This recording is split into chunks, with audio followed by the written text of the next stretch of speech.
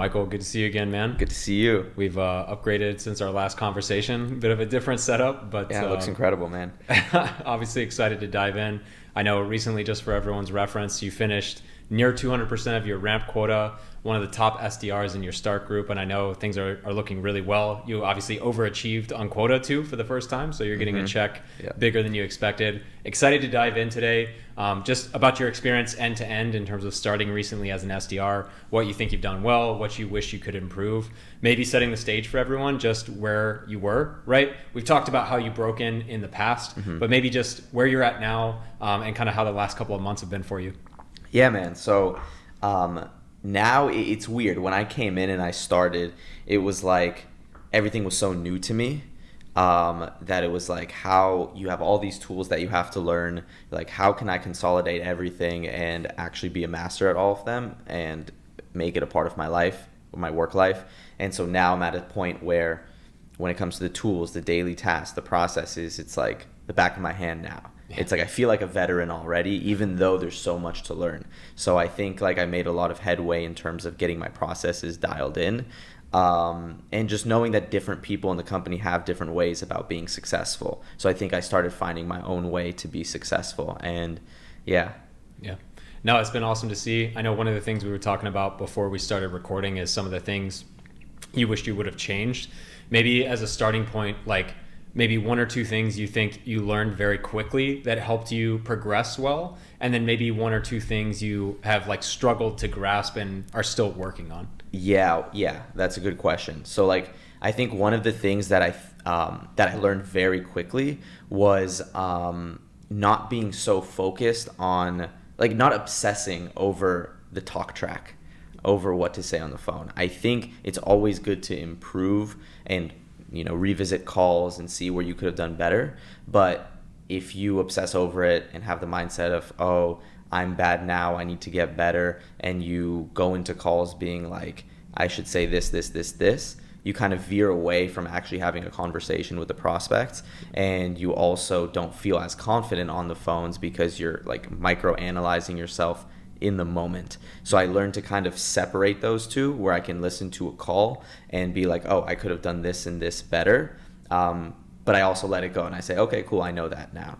Let's put that going forward and be excited about it, because that's part of the whole journey, especially me starting out, is consistently getting better on the phones, like not being too hard on myself if I have a call that didn't go that well. And plus that's part of the process, And so I think that was a big thing for me, was being able to just calm down and I know what I know, and be more open on the phones to making mistakes, for example, because then the conversation actually becomes better. A little ironic, but I found that really helped me. Yeah. Quick question there too. Is there anything you found? So I definitely heard getting away from like a rigid script, because that fundamentally gets you away from having a conversation. That being said, is there anything repeatable there with your cold calling strategy, whether it's the same opener or, I don't know, the way you're setting up a conversation that you found to be something repeatable, even if it's not like written down and followed to a T? Anything you can speak to there? Yeah, well, I think just the first thing that came to mind was industry trends. It's always a relevant point to kind of create urgency on the phones, and a good way to do that is using industry trends. Like, for example, being able to talk about cyber incidents that have happened to a company recently in the same industry that I'm calling to. And even if it might not hook that well, me throwing it out there always kind of gives relevance to why I'm calling that person. And I found that then they're more open to continue to speak with me. So I would say that. Another thing too is not diving in too deep right when I get on the phones. So if I start just asking them about their role right away, they're going to be much more hesitant to tell me about that, because it's almost like, who is this random guy calling me?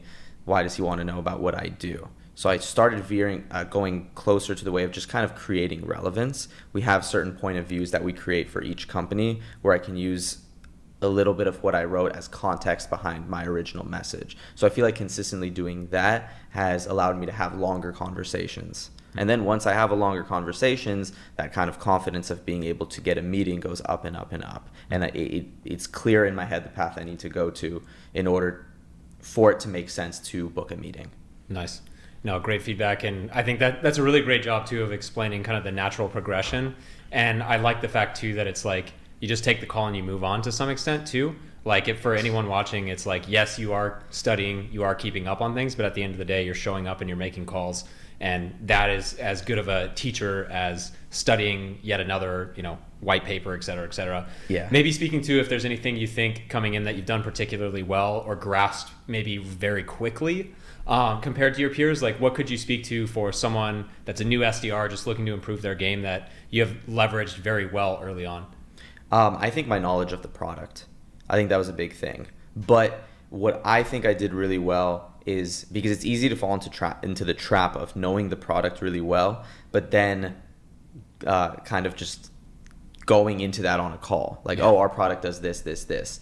We want to instead be able to use what we learned about the product and make it relevant to the prospect. So whether it be a specific, whether it be to their role, knowing what they care about, whether it be to the kind of recent trends that have been happening in that industry. Like if a cyber attack, for example, were honed in on sensitive data, being able to touch on that point. So I think the thing is being able to know how to talk about the product in a relevant way and in a way that's not like I'm just spewing out facts, but rather explaining to them how it can actually help other people and how we've helped other customers.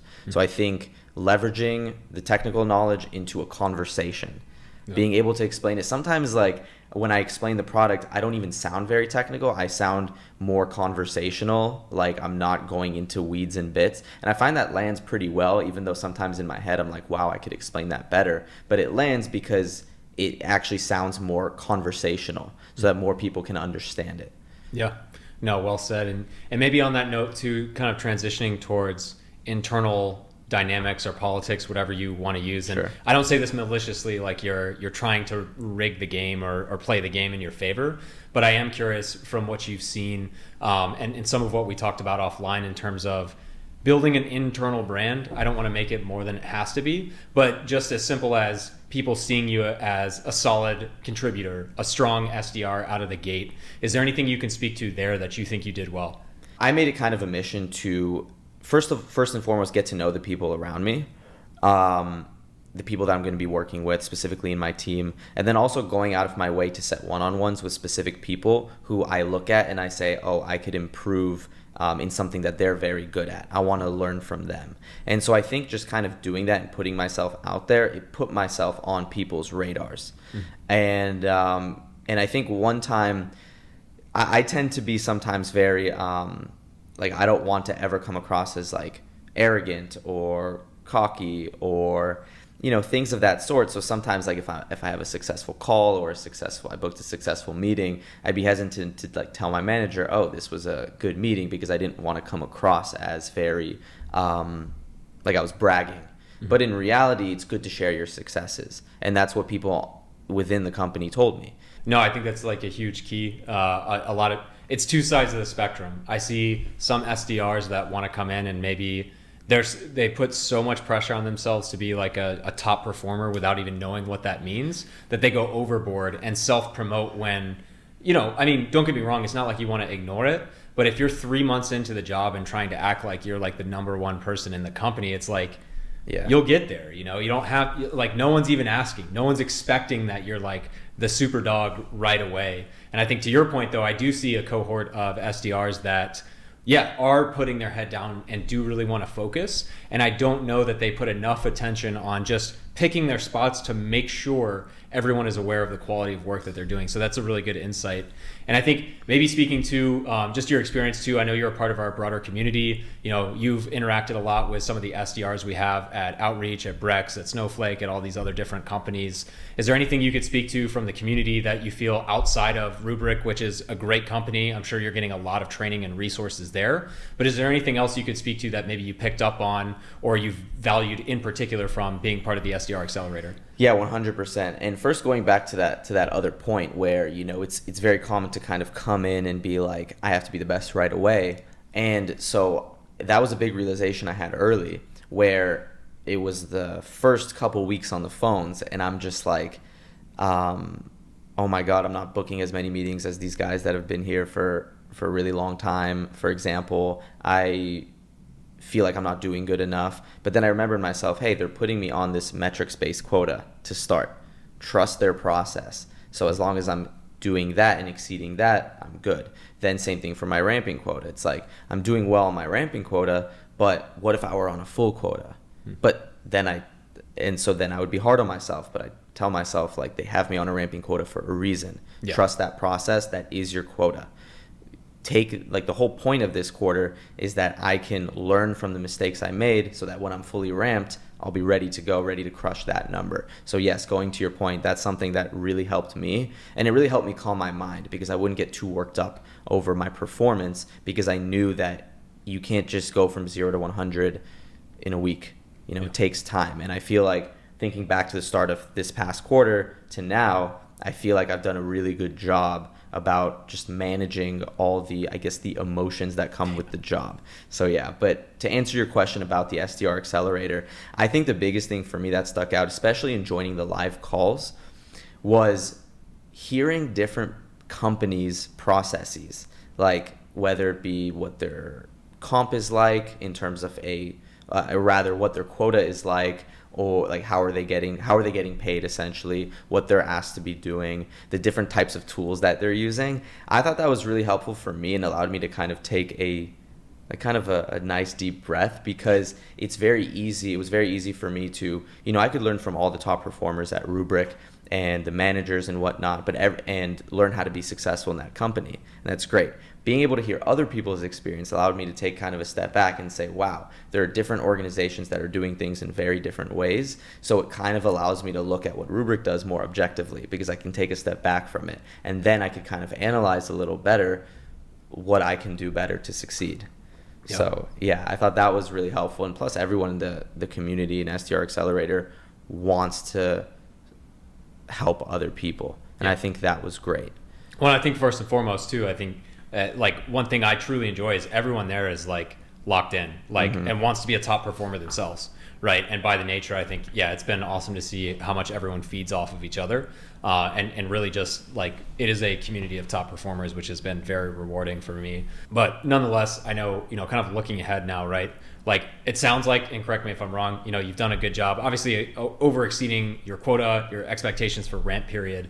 As you look to, and maybe the new SDR or someone that's trying to break in, you've kind of gotten through the first couple of months. Now looking forward through the rest of the year, like, how do you even begin to approach that? Are you not even looking that far ahead? I'm just curious kind of where your mind's at and how you can like keep building on what you've already done so far. Yeah, my mindset is on focusing on, new challenges. So the new challenge for me is, yes, I'm not focusing on Q2 or Q3.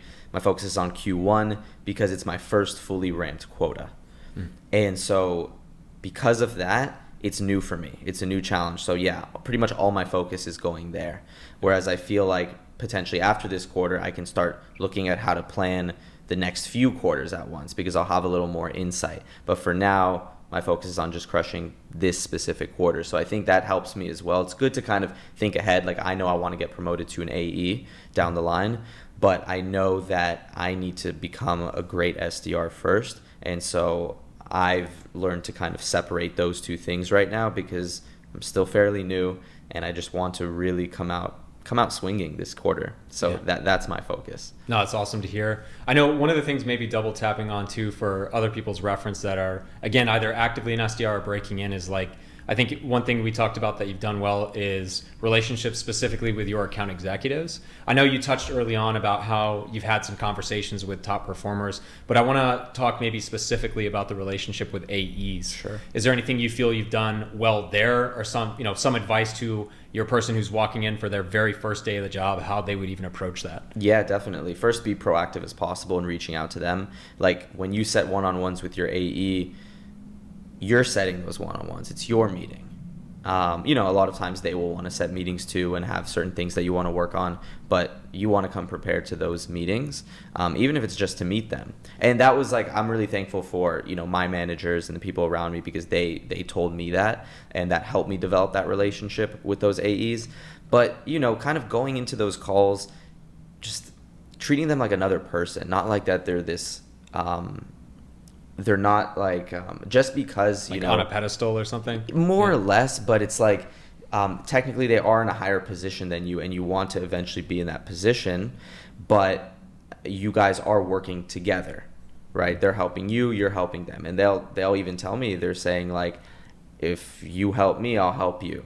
And so it's that kind of synergistic relationship. And so that's why I always kind of made it a mission to, get to know my AEs, even outside of like a work talk, like get to know them. Where are they from? And I do that because I actually genuinely want to meet the people that I'll be working with. I think it makes for a much better relationship to know the people that you're working with, rather than being on a strictly business relationship, and I guess you can say it is, but like, I could talk with them about things outside of work as well, whether it be basketball or just, weekend plans, whatever it may be. But it's always kind of going into those calls excited to talk to them and really looking forward to building a relationship with them. I also wanted to hone in on not letting them down, right? They are enterprise AEs, they have a lot to do, and the whole idea is that us as SDRs will make up about a third of their pipeline. And so the idea there is like, I want to go above and beyond to meet that. I want my AEs to think of me as Michael is a dependable guy. He's a killer. He will do the research. He will get me quality meetings. And it's like, whenever I think about a scenario where my AE doesn't think of me that way, I like failed. I'm like, that's not acceptable, because that, I think, is what the business is truly about, is working with AEs in order to, essentially build business for Rubrik and help each other be successful. So I think I put like a pressure on myself to really foster that relationship and make sure that I do my job to help them as well. Yeah. No, it's great. And I think like a lot of great nuggets throughout this conversation. I think regardless of where you're at as an SDR, a lot of good stuff to come back to the fundamentals, maybe if you're further on in your journey, but also if you're just getting started. I think you've laid out a ton. Maybe just as we go towards a close, summarizing like maybe 2 to 3 of the biggest things you would do now that you've been in it. I know you had, a great mindset going into it. You were really kind of locked in on what you needed to do. And some of this you just have to experience. Like you can't think your way to, having done this better without actually just getting on the phone or whatever it might be. Is there 2 to 3 things you'd recommend to that brand new SDR or someone breaking in that would allow them to really set themselves apart from the start? Yes. Number 1 is listening to other people's calls. Like, it's good to listen to your own calls and see where you could do better. But I think listening to other people's calls is great too. And it doesn't have to be everyone, but like if you know someone in the organization who's really good at telling customer stories, or someone that's very conversational, you can listen to some of their calls in order to learn those specific aspects about a conversation that that you could improve on. Those are things that I probably could have done more of earlier in order to really increase my confidence on the phones, because I think cold calls are very multifaceted in that, it's tough. You have to balance technicality with being conversational, because it's a first point of contact. So I think, improving through others, I think is something that is very, very important. Yeah. And so that's one thing that I think is a very important thing to do coming in. And number 2 is just having a really good attitude, coming in, excited for the journey ahead, not getting too ahead of yourself and being like, how many meetings will I book? Will I be good at this? It's like, you're only going to go through enablement once. You're only going to be on your first week once. You're only going to be on your first month once. So it's like, essentially this is an entry level position.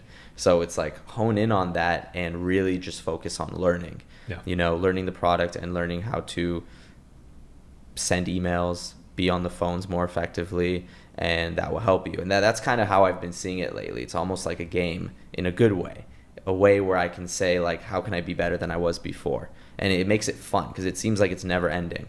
There are always ways you can be better. I would imagine that even 6 months in, I could improve in certain areas, or I can at least master those areas that I'm good at even more. So I think those are the things that make me excited, is embracing that journey, and not getting too caught up in the future in terms of like worrying about how successful I will be. It's having the confidence that I will be successful, if I kind of put in all the work now and be in the moment, in the present, if you will. Yeah. No, really well said. And I think I see a lot of SDRs. Understandably, the person that seeks out a tech sales job is likely going to be more ambitious than the average person. But yeah, I do see a lot that come in and like they're already worried in month 2 about how they're going to become an AE. And I say this in a good way. It's like you will never have lower expectations from an organization and never be in a situation where you are expected to learn so much early on versus coming in and executing, right? And so I think that's really well said. Like, there is no expectation from these companies if you're a brand new SDR that you're a killer right out of the gate. You can definitely do a lot of things to get there rather quickly and set yourself apart. But yeah, I think taking it in a step at a time, like if you're already worried about 3 months into the job, how do I become an enterprise AE? It's like, that's like 3 to 5 years minimum from where you're at right now. So well said. But yeah, unless there's anything else, I think this is a great conversation. Obviously, congrats, on all the success you've had thus far. I'm sure we'll be speaking again in some way, shape, or form on the channel down the line. But yeah, anything else to leave viewers with? I guess, yeah, I just kind of want to double down on the last point that you mentioned about the whole AE thing. I had a one-on-one with an AE who recently got promoted, and she was telling me that yes, it's important to build up your personal brand, build up relationships with managers, like you mentioned.